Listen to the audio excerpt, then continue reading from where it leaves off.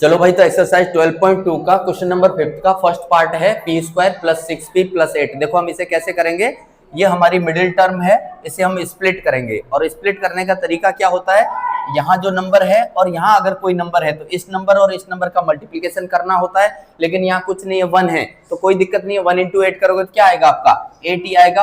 अब 8 के कोई दो फैक्टर्स ऐसे ढूंढो जिनका मल्टीप्लीकेशन करूं तो 8 आए, और उन्हीं दोनों नंबर को प्लस या तो माइनस करूं तो मिडिल टर्म आनी चाहिए। तो मुझे समझ में आ रहा है कि एक नंबर 4 हो सकता है और दूसरा नंबर 2 हो सकता है। 4 इंटू 2 करूंगा तो 8 आ जाएगा, 4 प्लस 2 करूंगा तो 6 आ जाएगा।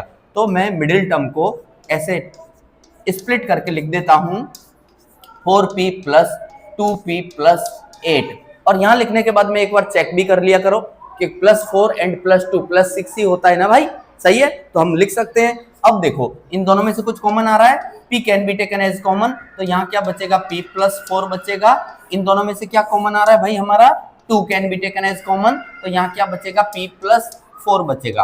अब देखो ये ब्रैकेट और ये ब्रैकेट हमारे सेम आने चाहिए, और हमारे सेम आ रहे हैं, तो हमने ब्रैकेट को ही कॉमन ले लिया, p प्लस 4 को हमने कॉमन ले लिया। यहाँ क्या है p और यहाँ क्या है प्लस 2, तो ये हमारा आंसर हुआ। समझ में आया भाई Sahil? Yes sir. Very good भाई, समझ में आ गया सबको, वेरी गुड।